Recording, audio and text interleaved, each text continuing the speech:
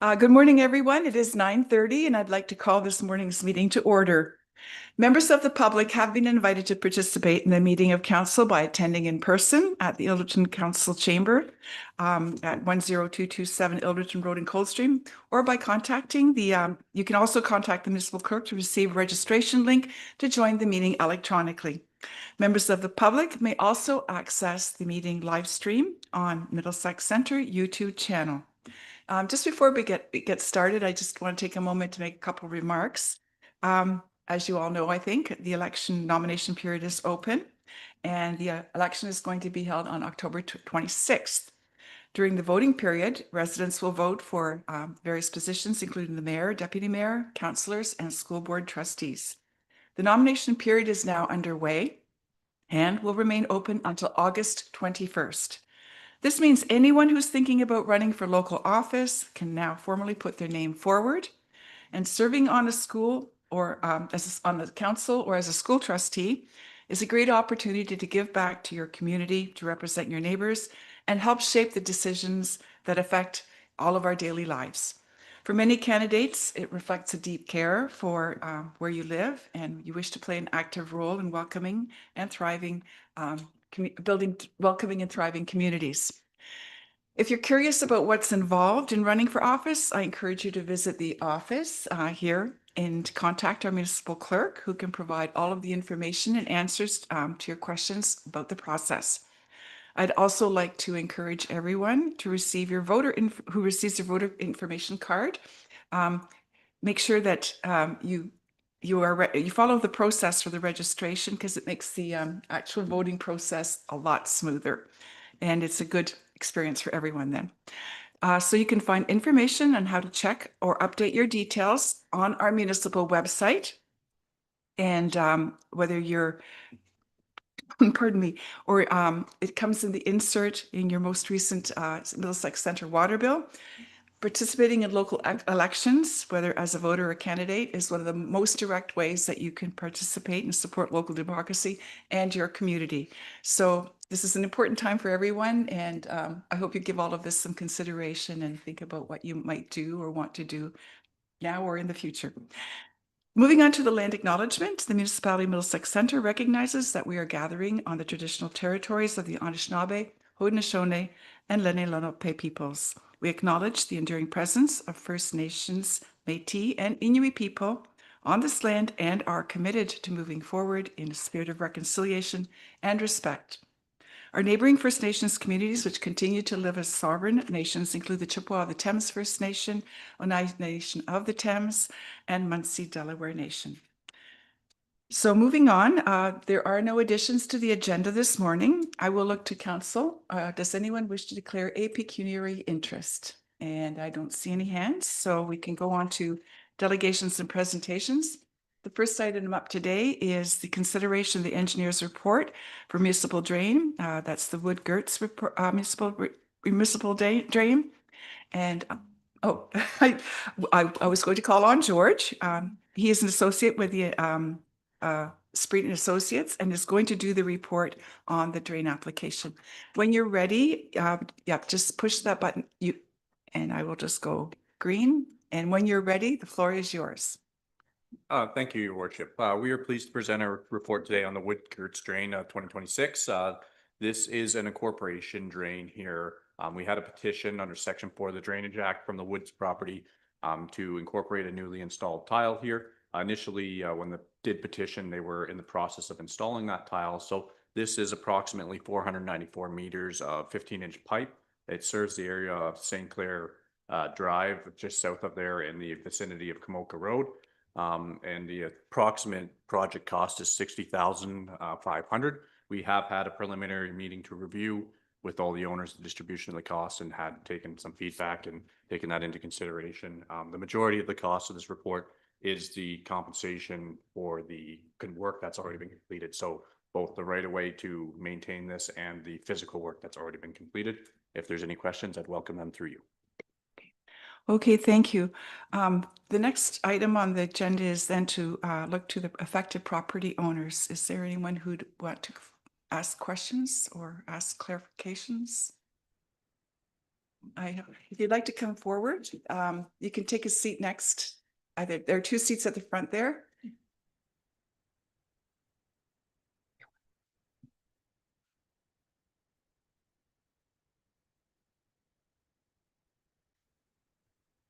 Good morning, and if you would state your name for the record, please. Morning, my name is Devin Sudemans, a neighbor of the work, I guess. I just wanted to know under what authority of the Drainage Act this drainage work was constructed prior to the engineer's report being adopted by the bylaw.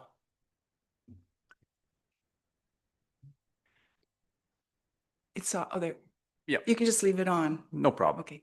Through you, your worship, this was constructed privately prior. It was not constructed under the Drainage Act previously. It's now being incorporated under the Drainage Act. Any landowner with agreement with their neighbor is allowed to install tile on their property, but to make it a municipal drain is where we start to make it an incorporation, and that means the municipality is therefore legally responsible to maintain it moving forward. Follow up? Yeah, so we never received formal notice before construction. We didn't have an appeal opportunity, and work was completed before approvals. So we were, as of now, expected to pay for an outlet liability retroactively, which we didn't have a chance to appeal, or were kind of dropped on us. So we just opportunity to appeal that, I guess. Yeah, through your worship, I'd be happy to meet with the Sudemans to talk about this drain after. This sounds like a matter for the Court of Revision, which would be your next meeting, if it's regarded to appeal today's matters to deal with the things of construction. So if you were looking to have a bigger tile or an additional length incorporated or something like that, or additional length installed, that would be a matter for today. The Court of Revision, which will be the next meeting, is for matters of assessment, which it sounds like your outlet liability proportion is a matter for that. And I will discuss this with you after council today to try to help you understand how the assessments are made. Okay. Does that answer or give you a direction on how to we move just forward? believe we don't benefit from the Right. drain. So Yeah. we just wanted to understand why we're being charged for a portion of it, I guess. Okay, that sounds like a plan then. Okay, now I will call for comments or questions from members of council. And I have Councillor. There you go. Go, it's you, Hugh. Oh, You're green to go. Through you, Madam Mayor, to George. When I was reading that, they said the drainage coefficient was 24 mils for 24 hours, and I was wondering why it's so low, because as a rule, most farmers go 38 mils now. Millimeters, sorry. Yeah, yes, thank you. Through your worship, yes, that is an inch design. Typically, most municipal drains are constructed to an 1.5 inch design today, which is the ministry's maximum allowable they pay grant on. You are legally allowed to create something smaller and still get grant on it. There isn't an obligation to go to an 1.5 inch. The landowners designed this privately, right? So it was designed. So what we had done is analyzed it, and we analyzed it to be that coefficient, right? So that's what it worked out when you did the math. I think they chose that pipe because that's, the economy of it. If you go from a 15-inch pipe to a 18-inch pipe, it's significantly more expensive. So I'm thinking they're trying to balance the economy between the benefit that they would receive from the outlet. Okay, yeah, I assume they were both on the same page, so, okay, thank you. And I have Councillor Cates. Thank you. Through you, Madam Mayor. I just wanted to point out to Mr. Sudemans, you realize that today you can, the appeal process, you can appeal from today. It's on June the 3rd. When you said about no option to appeal, this is the, I'm sure, yeah, this is the opportunity coming on for the June the 3rd for appeal the decisions made today. Okay, maybe George can explain that to you when you meet as well. Yes, thank you. I will go through that with him. Thank you. Thank you. I don't see any other questions. So I will now call for a decision. The recommendation before us is that the engineer's report for the Woodgert Drain 2026 dated March 18, 2026, as prepared by Spreed Associates, be received and adopted, and that the Court of Revision meet on June 3rd, 2026, and that Councillor Arts, Councillor Shipley, and Deputy Mayor Brennan be appointed to sit as members of the Court of Revision, with Deputy Mayor serving as the chair. And further, that the provisional bylaw 2026, number 32, for the drainage works receive first and second reading. Could I have a mover, please? Councillor Shipley and Councillor Burrs is seconding. All in favor? And that's carried. Okay, we'll look forward to seeing you next time then. Thank you. Now, we have a number of delegations. The first delegation today is the Middlesex Federation of Agriculture. Jason O'Neill from the Federation is here to present. Good morning, Jason. Good morning. There you go. You're green, ready to go. Thank you. My name is Jason O'Neill. I'm here today on behalf of the Middlesex Federation of Agriculture. I'm a director on the board, and we just like to come out once a year to meet all the municipalities, tell you about what we're doing, issues we're facing, and give you the opportunity to ask us any questions you may have or any issues you are, just to maintain the relationship that if any agricultural issues come up, you hopefully feel free to come to us for our input.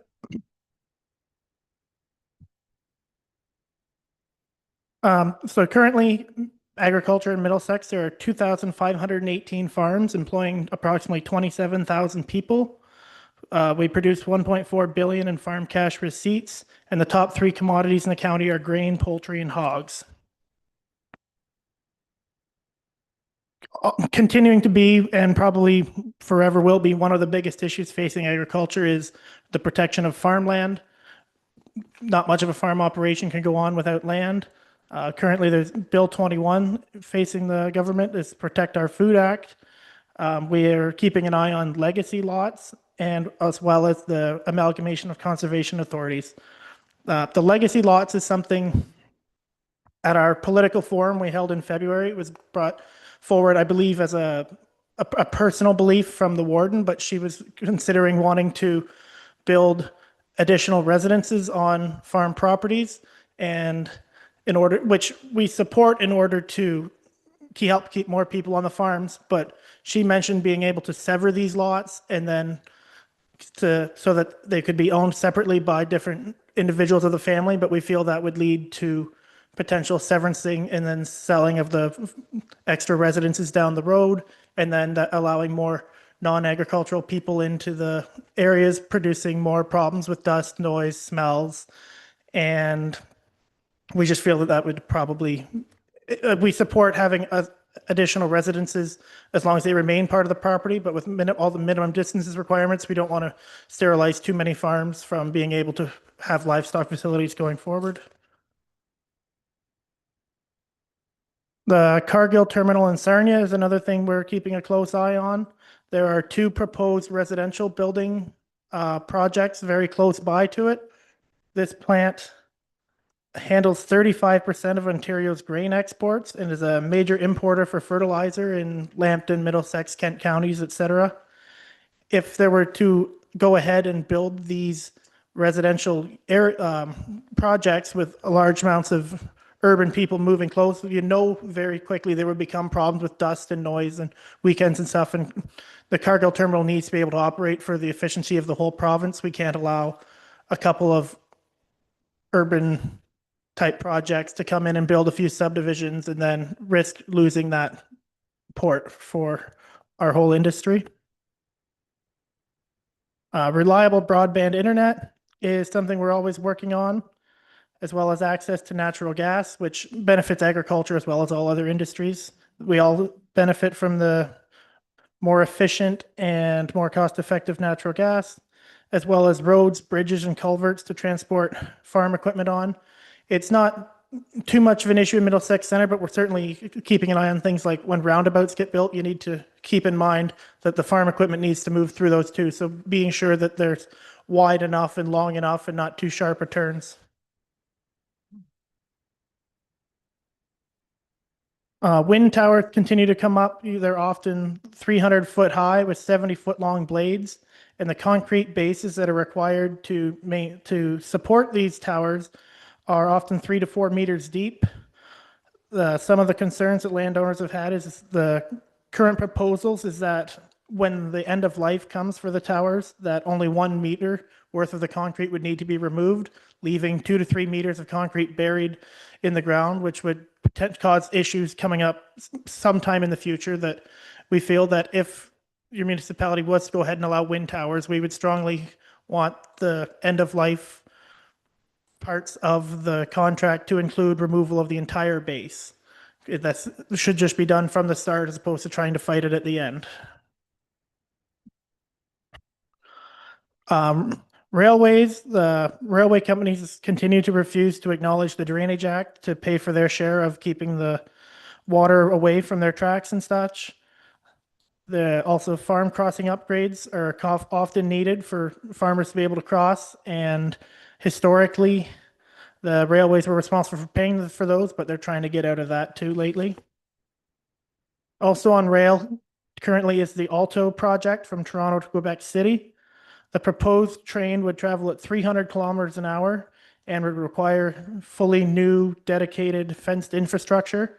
It would be essentially like building the 401 through again. Like it would just be overpasses. There's no on level land crossings. The OFA supports the proposal more for high frequency rail than high speed rail. High frequency rail would travel at 200 kilometers per hour and would be able to use the existing infrastructure that's already in place. The biggest obstacle to that would be finding a way to get that passenger rail has priority over freight, because currently the freight companies have priority of the rail lines, so they can make the via trains essentially have to get off to the side and wait. If there was some compromise that could be found to give more priority to the passenger rail, we feel that would be a more efficient use and cost-effective way of providing rail to all those communities. Battery storage systems, we continue to keep an eye on. One of the biggest concerns is fire suppression. Currently, when one of these systems catches on fire, the suggestion is for the fire departments to just let them burn out. There's also the risk of water leakage and groundwater contamination needs to be kept an eye on. Currently, the estimate is that Ontario will need to expand from 42,000 to 88,000 megawatts of battery storage, and they will need up to 2.2 million acres of land to do that. If that was all on farmland, we only have between 11 and 12 million acres of farmland in the province, so that would be a significant portion of that. So hopefully, if that is a project that's going to go ahead and they're going to have more battery systems for storage, then we hope that we find a way to do that not on agricultural land. This is a cost community study that was originally done by the American Farmland Association in the 1980s. OFA has also done 4 or 5 of them in the province here in the last decade. And we find continually that agriculture, while they pay less taxes, they also receive less services, and they pay more in taxes than the cost of the services they require costs. So that's something to take into effect. If you're taking farmland out and building residential, yes, you're increasing the tax base, but you're also increasing the costs that the municipality will incur. And we find that that's generally at a negative total cost. Yeah. There's some resources there that we've sent ahead for you to look at on your own leisure. And with that, I'd be happy to take any questions. Okay, thank you. There's a lot of content that's been covered. I see Councillor Burrs, go ahead. Yes, thank you, Your Worship. Good presentation. I like it. It repeats some of the stuff that you've been here, but we're at the bottom of the food chain as municipalities. Mhm. We're driven by what the province is telling us. Guess what they want? Build, build, build, including into the green belt. There's a clear, so I hope you're lobbying the province heavily. Yes, of Because course. I mean, we're here, we don't want to do stuff, but we know if we turn something down, it's probably going to be appealed to the Ontario Land Tribunal and flipped. And in fact, I think I can think of 2 or 3 times we did it Mhm. and it was overturned. So do you have a lobbying effort with the province? Agriculture is important. Mhm. Be honest with you. I don't know how we stop the current trend because everybody wants their lands in the settlement areas and they want to develop it. And that's some of the best farmlands. Yes, it is. I'll stop there if you want to comment. Thank you. Yes, the province regularly hears from the OFA the 319 acres a day of farmland lost from 2 censuses ago to the previous one. They hear it all the time, and it is the number one. I would, that we are always going to them with. So yes, Yeah, I think everyone's beating that drum. yes. Yeah, so soon, yeah, we do what we can. Mhm. Other questions on the, oh, yes, okay. Go ahead, Councillor Arts, go ahead. Through you, Madam Mayor, to Jason, you're probably preaching to the choir when you talk to me. The high-speed rail, like, you need high density, low distance. It's the stupidest thing that anyone can imagine to do in Canada. We just don't have a base, right? Mhm. But maybe your approach to that is don't say agriculture, say Bambi can't cross the rail line anymore. You might get more support in Toronto if you say it's going to affect wildlife migration. I'm just saying it might be an approach that would help. That's about all I got to say. Okay. Is Yeah, there- that's a good point. I would have probably agree with you. Okay, okay, Councillor Burrs, Yeah. Green. Thanks for that, Counselor Arts. The Bambi thing, you know that we've been playing around with rail forever in this country. This country's going to grow significantly, and you're going to need rail. So I don't know what we're going to do, but it'll be I understand the farmers' issues, but I mean, we're growing. We will need infrastructure. I don't know what else to say. We'll see if we can strike a balance. All right, other questions? I don't see any other hands. I'd just like to say thank you, Jason, for taking time to give us an annual update. And well, I think you'll probably see us around at different events this year. So look forward to that. Thank you for coming. Thank you. Okay, the next item up on the agenda is the Blue Water Recycling updates. Michelle Courtney, President and Chief Executive Officer from Blue Water Recycling, will be presenting that report.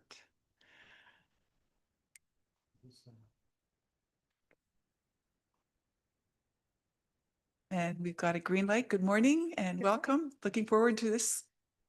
Yeah, so Yeah. nice to be here and meet all of you for those that I haven't met.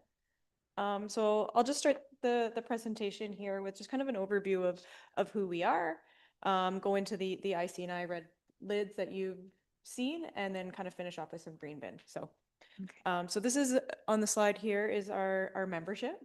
So we collect in 4 counties: Lambton, Middlesex, Huron, and Perth. And it's at 22 municipalities within those counties. And you can see it's basically about an hour in all of the directions around our facility in Huron Park. So by the numbers, what does that mean? So that means that we service 188,000 residents in 97,000 households. We manage about 56,000 tons of material, generate $24 million in revenue, have about $20 million in asset, and employ 83 employees. So what are the membership benefits?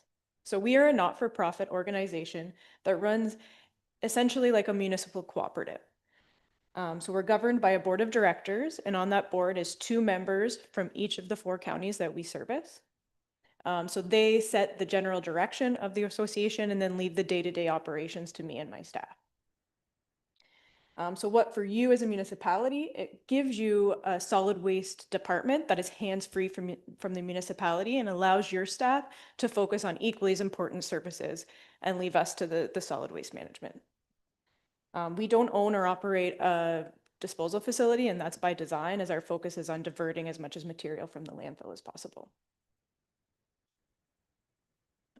So to look at the blue box transition, on the next slide here, there is a timeline. So our members transitioned to the extended producer responsibility, or EPR, on April 1st of 2024.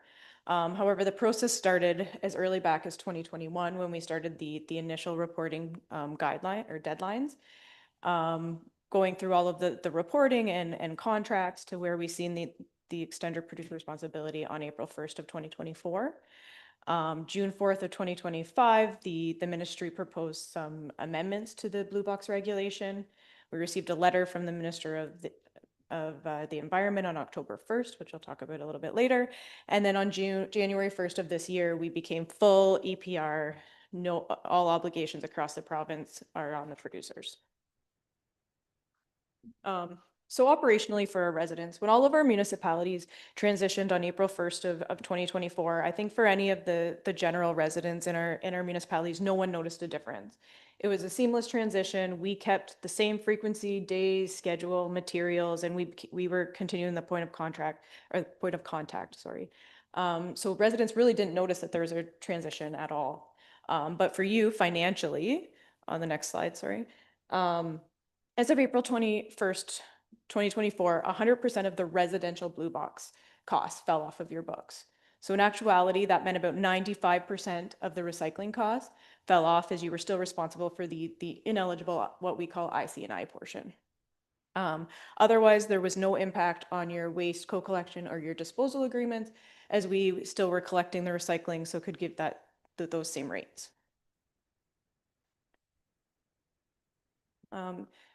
So on April 4th of 2025, the proposed amendments were finalized, and four key parts of those amendments were: one was the extended recovery times. So when the amendments came out, the producers were supposed to be responsible for an increased recovery targets of the material that they produce to recover, and they deferred those until 2032. The other one was they phased in the flexible plastics. So again, the producers were supposed to recover a larger percentage of the flexible plastics that they produce, and they decided to phase that in, targets being 10% currently and gradually moving up to 25% in 2032. They removed the public space component. So originally in the regulation, wherever a municipality was receiving waste in a public space, whether that would be a park, a baseball diamond, maybe outside of an arena, that kind of thing. Wherever there was waste being collected, the producers were obligated to match it with recycling, and they removed that extended obligation. So if you were receiving it prior to transition in 2025, it would continue, but any of the new bins they were supposed to collect has been removed. And then they also allowed an energy recovery option. So the producers can meet up to 15% of their recovery obligation through recovery of energy. So an example would be incineration. Moving forward to January 1st of 2026, so we are full extended producer responsibility now. So that meant across the province, all municipalities no longer pay for the residential blue box program. There's a new standardized list, so no matter where you live in the province, everyone can recycle the same material. And that standardized material was an expanded box from what we were currently recycling. So now people can recycle more than they have before. And then the idea is that hopefully the producers are driven to produce more recycled material because they're responsible for the program versus not carrying and having the municipalities have that burden. So when I talk about residential, that they're responsible for the residential recycling, what they say in the regulation is eligible sources. So what is an eligible source? So an eligible source is a single family home, a seasonal dwelling, multi-unit residential that was already receiving collection, private and public schools, retirement and long-term care homes, and specified public spaces. So the spaces that were already receiving collection before. So when I say what don't they pay for, it's the IC&I, the ineligible portions. So industrial, commercial, and institutional properties, which would include businesses, offices, retail stores, restaurants, places of worship, and daycares. So under the new regulation, ICI properties are explicitly excluded from the blue box collection services. So the recycling, not only are they excluded, but they were no longer being allowed to be co-collected in the EPR program. So during transition, we were allowed to co-collect them in the same truck, and they charged us back for collecting them together. But as of January 1st, we were no longer allowed to co-collect them, which is why we brought in the red lid program. So what are the non-eligible sources? Sorry, just next slide. Yep. So they're your municipal buildings and facilities, commercial farms, not-for-profit organizations, campgrounds and trailer parks, industrial and commercial properties, and places of worship. So where this gets really tricky is these mixed use sources. So where you have commercial businesses below and apartment style up top, a lot of times in your main core. So technically the answer is the businesses need to use a different bin from the residents up top. The residents up top get our traditional blue lid wheelie bin, and our commercial gets the red lid and are collected on the different days. Another example with it's tricky is the next slide where we have commercial buildings on a residential route. So you have mostly residential and then one hairdresser, spa, something like that, where it's just one building. But unfortunately, our commercial truck has to come and collect that one truck or that one commercial property, even though we're going down that street to collect all of the residential. So one question we got when we did this program is why did the notification come so late? Why was it late in November to early December before our team went over to explain the program and switch the lids? And that's because just as we were finalizing our program in 2026, they released the proposed amendment on June 4th of 2025. So the proposed amendment included that the producers were required to offer or provide us an offer to co-collect the ICNI with the residential. So at that point, we immediately began lobbying to the local and provincial governments, explaining the inefficiencies of segregating the system in hopes that this would go through. However, it took 4 months for them to finalize. And then on October 1st of 2025, the Ministry of Government or the Ministry of the Environment sent out a letter stating that the pros will not voluntarily continue to offer this service to municipalities, even though we were willing to pay for it. They identified challenges to providing small ICNI collection and that it would make impractical and unaffordable for most municipalities and potentially disruptive to the residential collection system run by the pros. So that gave us 3 months, October to December, to both plan and implement the new ICNI routes. So we began completing the new routes, procuring the new lids, hiring drivers for the new routes, creating the promotional and educational material, and then finally sending out our staff to change the lids and bring that information to the commercial properties. One other question we've had is how did we determine biweekly collection? So all of our commercial runs are biweekly. We didn't take this lightly, but we first started with just a current collection analysis. So we thoroughly examined the existing collection patterns and frequencies of ICNI properties to establish a baseline of typical service needs. We looked at the bin lift data. Analyzing the historical bin lift data revealed that many ICNI bins were not consistently full upon collection, indicating a potential for overfrequent service. Then we did a detailed review of the material volume and weight in the ICNI bins and confirmed that biweekly collection aligns with the average generation rate without compromising capacity. So for ICNI properties, especially those sparsely distributed across a large region, weekly collection proved highly inefficient. Trucks often travel long distances and for particularly or partially filled bins, leading to unnecessary fuel consumption and increased operational costs. Biweekly collection allows us to consolidate pickups, thereby maximizing truck routes, maximizing driver time, and reducing our environmental impact, all while maintaining adequate service capacity and quality for our ICNI members. Now, there will be some businesses outside of the typical, and they can request an additional bin, and we deliver that with no service charge. They would just have the normal municipality charge per bin. So key points for the ICNI is that their other services remain unchanged. So garbage continues to be collected with the residential garbage at the same collection schedule as it has before. ICNI properties still follow our old acceptables list, so our acceptables list prior to 2025, because we process those materials at our MRF in Huron Park. And it's important for them to stick with that and try to decrease contamination as it decreases our costs of collection and processing. And then there are some exemptions applying that some schools and not-for-profit long-term care homes do qualify, as mentioned before. So what's our strategic path forward? So in 2026, we, as the Blue Water Recycling Association, decided to absorb the increased costs. Obviously, collecting ICNI separately is very expensive. We have to have a separate truck down the road collecting these bins. But we know because of the late timeline provided to us by the government that we needed to give you time to decide what you wanted to do. So the board decided to absorb those costs for 2026. And so we only had an increase in cost. It was $70 a bin that you were charged previously. It's $71.40. It just went up by the CPI of September. However, we've now been able to look at these routes and see what that cost is. And the cost really to us is $160 a bin.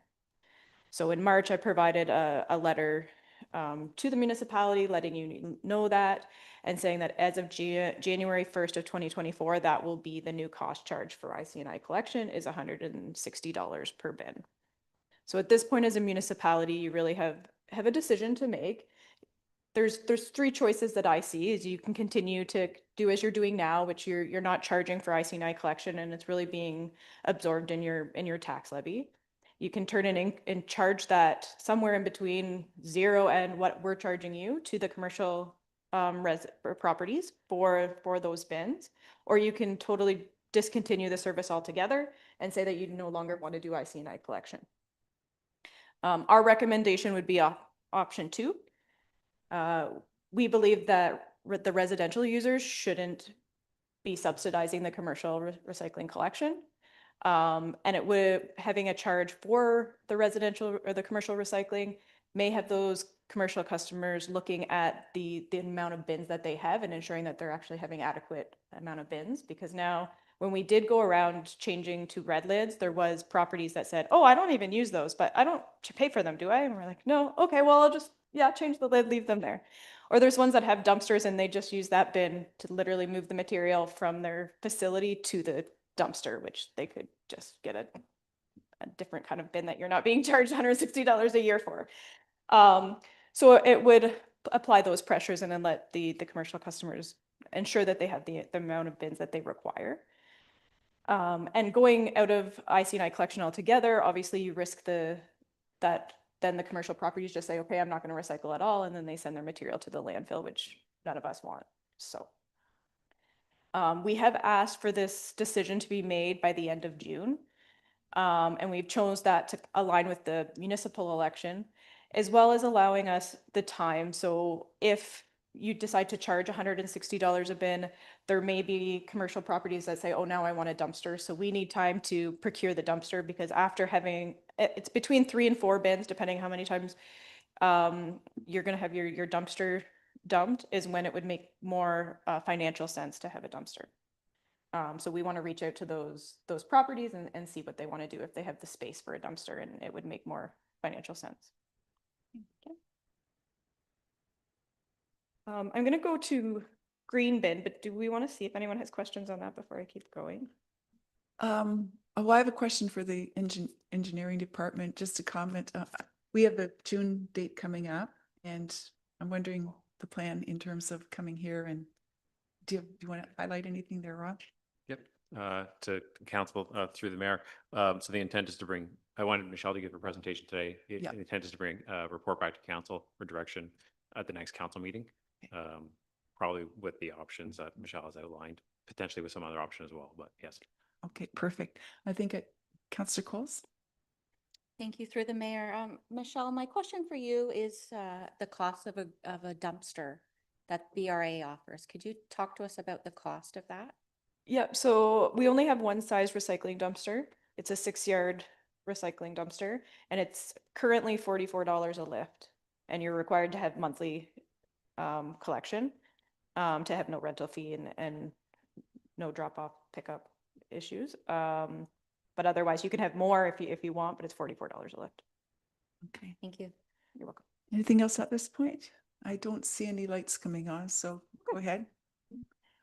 So I think we've all heard that there's a disposal situation in Ontario. In Middlesex County, in and of itself, we don't have any landfills that we dispose of material in. Everything that we collect in Middlesex goes to Twin Creeks.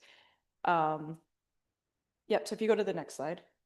So just in our coverage area alone, if you look at back to 2017, there was 24 active landfills receiving waste material. And then if you look ahead to 2024, we're down to 15. So the Waste to Resource Ontario has put out a report this past year that states that they believe we have 11 years left in landfill capacity in Ontario. And if we stopped sending material to the states, then we'd be down to 7 years. So obviously one thing we need to look at is how do we divert more material to continue to have more life in our landfills? And one option is organic collection. So if you go to the next slide. So based on a local waste composition study that we completed, it looks like of the entire waste stream, 40% of it is organic material. So being able to divert that material, it's more than actually we're diverting already with the recycling portion. And so one option that we have is we've partnered with Try Recycling, which is in your municipality, to be able to, we can collect it and they can process the organic material. Now, the good thing with Try is they have, it just fills the whole circular economy. So when they're done with the material, it is soil that goes into a Scott's bag. So it's not at the end that they're just taking the energy off of the product, but they're actually creating a byproduct that is usable. And a lot of the time, if you were to go to this system, they'll offer a load of it to come back to your community in the spring where you can use it. So your residents can see my garbage turned into what I'm now putting in my flower beds or on my gardens, which is a feel-good story. So their system looks like this. Essentially, they make windrows of the material. They cover it with a Gore-Tex jacket. They pump it with heat and oxygen and then turn it, and then it becomes the actual soil that I was talking about. If you go to the next slide, another feel good that we like with Try Recycling is partnering with them is that we can, it's not just the food waste portion, it's your yard trimmings and your soil paper that can also be compostable. And so it's not the little green bin that we'd be looking at. We'd be looking at our wheelie bins, a 65, because you can input all of your yard waste as well. A typical pattern that we would expect, and it's the most economical, would be to look at having organics go weekly, and then your waste and recycling would go bi-weekly. So we can send, it would be sending the same trucks down the road that we're sending now. It wouldn't be an increase in trucks, as they can collect two commodities. So the week one, they'd be collecting organics and waste. The next week, organics, recycling. Week 3, organics and waste again. And this is the organics is really your stinky factor. The material you want to get rid of every week. So that's why you can then go to waste bi-weekly, because all of most of the waste that's the stinky part is not there. The exceptions would be diapers and animal feces that can't go in the organics. So hopefully we can get this to work. This is what we're recommending to go with for the organics wheelie bin is a locking system. So it's called the Franzen lock. And so what it does is this one has a key, I believe, but ours would just have a knob that it would just automatically be locked. You turn it to open the lid, throw the material in. When it closes, it's locked. But when you put it out at collection day, it will still unlock for our trucks.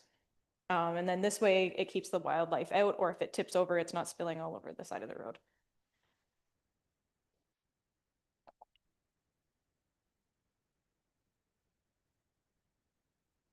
So yeah, he's saying a raccoon can't get into it this way.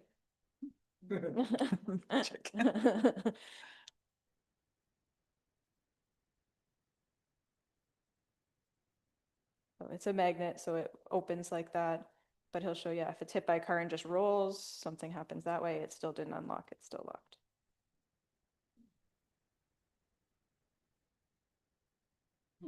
Eventually, they may train themselves to figure it out. Count on it. And that's all I have so far on the green bin. As always, really interesting content and yeah, presentation. I'll look to council. Are there questions? And I have Councillor Burns. Yes, thank you, Your Worship. I have a few questions. First of all, great presentation. I think your company is well organized, well run. It's very professional. Do you have an opinion on energy from waste? Like there is a municipality that I think I read around Toronto that's doing that. Do you have any opinion on that first? Or you could pass if you want. I don't, that's kind of why I brought up in that when they did the amendments that they allowed them to have 15% from energy from waste from the producers, because it gives the feeling that things are actually being recycled when they're not, which is part of the new expanded box of materials. There's material in there that people are saying, well, you've never, like us as Blue Water, you didn't accept that before, but now they have a market for it. Well, it's a different type of market. It's a market of recovery from energy, which I don't, it's better than landfill, but I would love to see us have more recyclable material in a different format. All right. I know Middlesex Center was there at the beginning of the formulation of BRA. We own I think you're a non-share, nonprofit corporation. Yeah. But can you tell, what does Middlesex Center own of BRA? Do you know that? I think it's less than 30%. I'm not sure. Do you know? So we're not for profit. So technically you don't own any part of us, but you're on our board. And in our bylaws, if we were to say wind up, then what we have as equity gets distributed equally among all our members. What is that? Are we at about 20, Are winding up? 28? Okay. Yeah. So final question is, when the organics come, whoever wants to answer this, like there'll be massive confusion on which bins to put out, because right now we slap them out. So I presume there'll be a calendar and communication. Is that correct? For organics? Yeah, when the organics are introduced, we get a third bin. Yep. So we sent a calendar out anyways. I know you guys are weekly, so it means less to residents, but we would definitely still send out the calendar that has that. We also have an app, the Blue Water Recycling Association app. And when you subscribe to that, you can have notifications that tells you what bin to put out what day. Cool. You don't need it when you're weekly, but yeah. Oh, okay. I wasn't sure who was next screen. Go ahead, Thank Councillor you. Coles. Thank you, Your Worship. Okay, through you, Michelle, I had a couple other questions. So for the organic bin, is it $44? Is that the cost? So $44 a lift was the recycling dumpster. Sorry. That's for recycling. Do you know how much the organic bin? So I did a quote to Rob back in the fall, but we would, if there's something you want to look at, we'd have to re-look at the numbers. I don't actually have them off the top of my head from that quote. Do you, Rob? Through the mayor, I don't recall what the last quote was. I know when I looked at it previously, the cost to implement was about the same cost of what the recycling was previously. So it was like around $400,000 a year. So, it is a sizable cost. I know we had talked about only implementing within the settlement areas. So it was, somewhat cheaper, but there certainly is a cost associated with it. Thank you. I had one other question. And overall, I also want to say thank you for the seamless transition. I was listening to a CBC News Radio program and people were talking about horror stories about the recycling not being picked up and all these terrible things. So thank you for managing it for us so we didn't have to go through that. Just a question, and maybe you don't know about Try Recycling. So do you think there's an opportunity for them to recycle diapers? Is that something they might be interested in? Because previously I lived in a different municipality where we did have a green bin and I had one small child, and the diapers went every week, which was very, very helpful to me. Otherwise it would have been a terrible problem. So do you know if they would be interested in recycling diapers? I know that might be. It would definitely be a try recycling question. I don't believe so, though. Even when you go to the anaerobic digesters that say that they recycle dumpsters or diapers, sorry, when you go to one of their facilities, they screen them out. Oh. So maybe some of the feces falls out as they're doing stuff, but they're really just screening the diapers out and sending them to landfill anyway. I see. Okay. Thank you. Okay. I have Councillor Cates next. Hi, through you, Madam Mayor. Thank you for your great presentation. You said something, but I didn't catch it. Your voice trailed off. Something about animal feces, dog feces. So it is not acceptable in the organics program, in the green bin. Okay, garbage only. Yeah, like in the green bin organics program. Yeah, so you can have food waste, yard waste, but just not animal Okay. byproducts or diapers No kitty litter boxes. or kitty litter. Yeah, Thank you. got it. Okay. Sorry. All done? And I have Deputy Mayor Brennan. Yeah, just one question. Going to every other day or every other week pickup for recycling and garbage. Personally, my recycling bin's pretty well full every week. So if you go to every other week, what happens then? Is it, do you have to get a second bin and able to,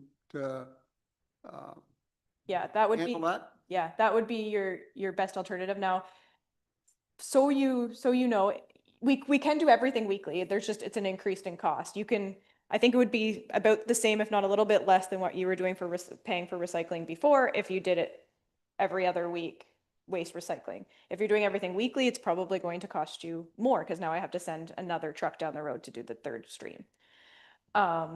With the recycling being weekly right now and being mandated by the producers, we will have to go to them. If you say, okay, we're really interested, we want to do it, but we want to go bi-weekly. My first step would be to go to Reverse Logistics Group, the administrator of the common collection system, and say, okay, we want to negotiate with you to bring Middlesex Center to bi-weekly recycling, because it's really up to the producers at this point, not the municipality. I have had conversations with them because we've had a number of our municipalities interested, and they're definitely open to it because obviously they'll save some cost by going from weekly to bi-weekly. But that would have to be the first step, and the producers actually have to accept that offer first. Thank you. You're welcome. Okay. Okay, last call. Oh, sorry, Rob, go ahead. Sorry, just wanted to, through the mayor, to clarify, but was the recommendation, or most centers will still go to weekly recycling? No, sorry, no, never mind. I've answered myself. Yeah. Forget I asked. I do have, But I do have one question though, with the organics, when it comes to food scraps, is there any limitations on what can go in? Like as far as bones, or it's all? bones, meat, everything. all of that can go in. Yeah. I do have Strathroy Caradoc, obviously is kind of close to you, and they're looking right now at what it would cost them to do everything weekly. So just as a FYI, so that's where we're at right now with them. But I think when they see the price, they may change their mind. Well, usually it's a matter of getting organized. But I mean, some people, as the deputy points out, if that box is full now, it's still going to be full next, like. The recycling is, I think on waste, people can't get over the waste is mostly the action is, I can't have my waste go every other week. And I think you'll realize that the most of it that is stinky that you can't do is in the organic, so that's not an issue. Yeah. I am an Amazon shopper, I'm not gonna lie. And so if I went to bi-weekly recycling, I would probably need another recycling bin. Yeah. And that's just what it is, but. And we've been composting since before we moved back to the farm because we had that in the city. And we have like the compost. It's, but I guess there's more that there are things that you don't compost that you can put in the organic. In the one. organics bin. Yeah, so I mean, it'll still be good. Yeah, But- I've been cautiously as I'm looking at, I'm a South Huron resident, so we don't have organics yet. And paying attention to how much I put in the waste bin, thinking probably 80% of my stuff could go into an organics bin. I have Yeah. 3 young boys who partially eat an apple and leave the rest sitting there, and all of that stuff that I'm like, yeah, there's definitely a benefit to having organic. Yeah, we don't even put garbage out every week because it's just not worth it. Yeah. For making a stop, I mean, so. Okay, as always, very, very interesting, and you're always cutting edge. It's always just fascinating to hear what you're doing and thinking about. So thank you so much for your time and all the information and the questions answered. Yeah. We'll look forward to hearing what we're supposed to do next. Awesome. Thanks for having me. All righty. So we have sorry? Just receive it. Yeah. So the motion before us is that the presentation from Blue Water Recycling Association be received for information.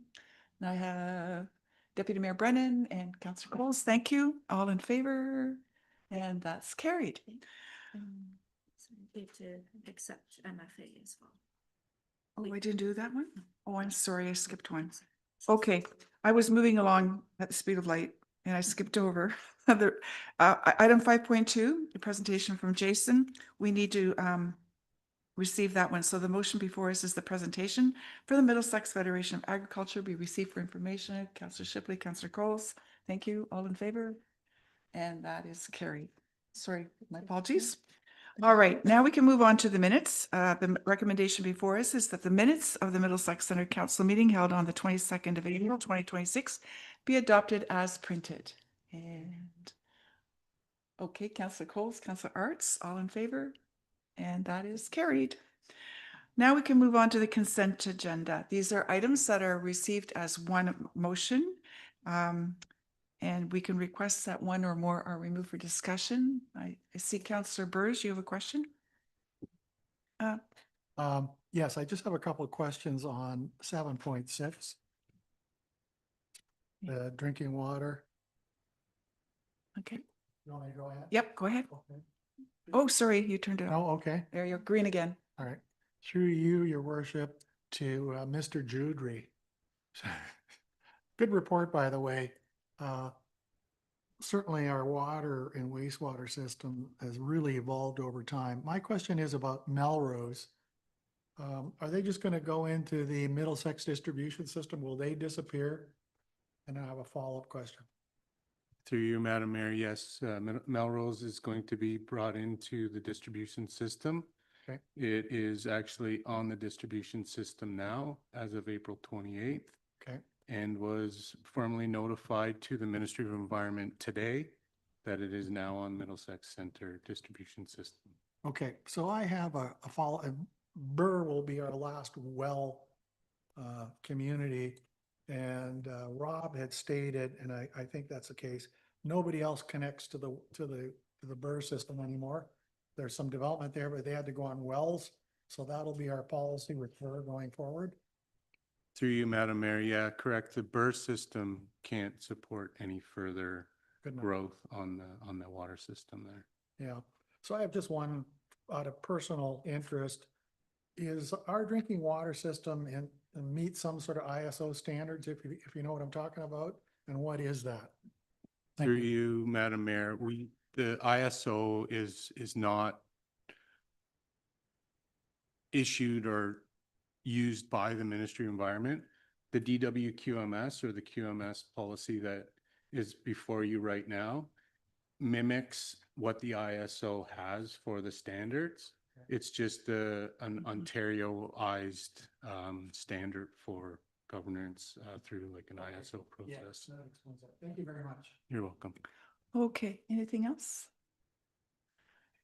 I don't see any hands. In that case, the consent agenda recommendation is that items 7.1 through 7.7 listed under the heading of consent agenda for May 6, 2026 be adopted as recommended. Mover, please, and a seconder. Councillor Burrs and Councillor Shipley, thank you. All in favor?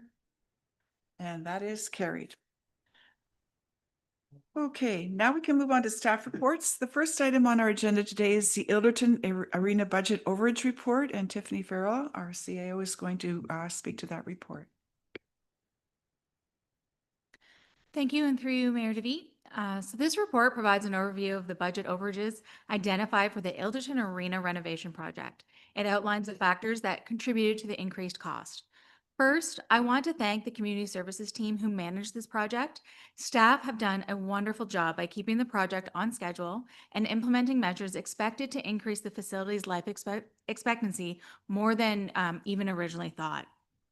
There were some key drivers in the overage, which are outlined in the report. These include unexpected construction expenses, there were accessibility issues, and necessary project scope adjustments.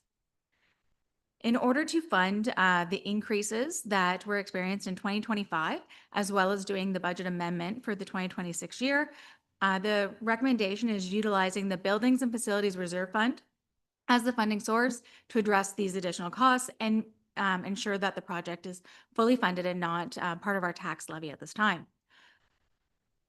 And ongoing financial monitoring and quarterly reporting will continue to council. If there are any additional costs related to this project, that will be part of our quarterly capital budget to actuals and explained in that way. We will ensure that those are also funded by the Buildings and Facilities Reserve Fund. And if anyone has any questions at this time, I'm open to answer. Thank you. Thank you for that report. Are there questions? I see Councillor Coles. Thank you. Through you, Madam Mayor, to Tiffany.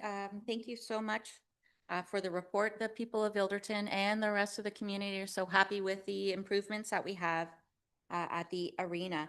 My question is just regarding the deficiencies that still remain, because I am aware of one one, but I know there's probably more, but as far as the extra costs that go with that, have that already been included? Or is there an extra budget for that? If you could speak to that as well. Thank you. Thank you, and through Mayor DeVete. At this time, those costs should be included with respect to what is in the budget. There are holdbacks that have already been accounted for, so they're part of our holdback accruals for the end of the year. If there are additional costs, we will follow up with the team to ensure that there is a full scope of additional amounts. But at this time, I've been told that all of the information and all the amounts are accounted for. Thank you. Is there anybody else? I don't see any hands. The recommendation before us is that report CPS 27/2026 regarding the Ilderton Arena budget overage report be received, and that council approve the 2025 budget overage for the Ilderton Arena in the amount of $235,236 as outlined in the report to be funded through the Building and Facilities Reserve Fund, and that the 2026 budget be amended to include the Ilderton Arena upgrades account 246,750 at a budgeted cost of $105,000, including the non-refundable portion of the HST, with the funds to be withdrawn from the Building and Facilities Reserve Fund. And further, that any additional overages not yet captured in this report be withdrawn from the Buildings and Facilities Reserve Fund and reported to Council in the quarterly capital budget to actual reports for 2026. I'm looking for a mover, Councillor Coles, Councillor Cates, all in favor? And that's carried. We don't have any notices of motion today. We do have some correspondence items. I'll look to Council. Is there anything here anyone wishes to mention, speak to? I have Councillor Burrs. Thank you, Worship. Just a comment. I like reading the Middlesex County updates. It's been years since we got updates, what was going on from the county other than from our deputy mayor. That's positive. So I just wanted to acknowledge that. Thank you. Okay, thank you. And no other hands? Then we have a recommendation before us that the council for the municipality of Middlesex Centre receives correspondence items 10.1 through 10.5. A mover, please. Councillor Coles, Councillor Cates, thank you. All in favor? And that's carried. And then speaking of county council updates, did you have comments today, Deputy Mayor? Just a couple extra things that weren't in the agenda. The Middlesex London Health Unit, the county paid off a $450,000 loan for them to get them more balanced, so that wasn't an issue for them anymore. The road assumption report was given to us. 3 roads, Park House Drive, Cobble Hills, and Whalen Line are being assumed by the county this year. That happens every 5 years, so that's happened for now. The other stuff is there's new signs. The new signs are going to be, the grassroots signs are coming down, and new signage for the county are going up, and we're already seeing some of those up now. I think they're much better. They're more positive and they're more distinct where the properties are. So I think that's a good thing. Other than that, I think most of the other stuff was reported in the council minutes. Thank you. Okay. Any questions for the deputy? Okay. Oh, sorry, I didn't see that. Go ahead. Deputy Mayor, could you, sorry, through you, Madam Mayor, to the deputy. Could you speak a little bit to the Workforce Navigator pilot program? Do you know a little bit about that, or should we reach out to the county if we have more questions? I think it'd be best to reach out to the county. They have more in-depth information, the staff there. So if you want a better answer than what I can give you, reach out to the county staff. Okay, thanks. Good. Thank you. Okay. It's not a new program. No. Yeah. Okay. Anything else on that? Good. Then in other, I don't have a motion here, so we can now go to closed session. That's the next item. The recommendation is that council for the Municipality Middlesex Centre adjourn to closed session at 10:34 a.m. pursuant to section 239(2) of the Municipal Act 2001 as amended to discuss the following matters. There's one item pursuant to section 239(2)(b) regarding personal matters about an identified individual, including municipal or local board employees. And this is titled Recruitment Director of Finance. If I could have a move, thank you, mover and seconder, Councillor Shipley, Councillor Coles, all in favor? And that's carried. So we'll just take a moment to transition and we'll get back into that session then.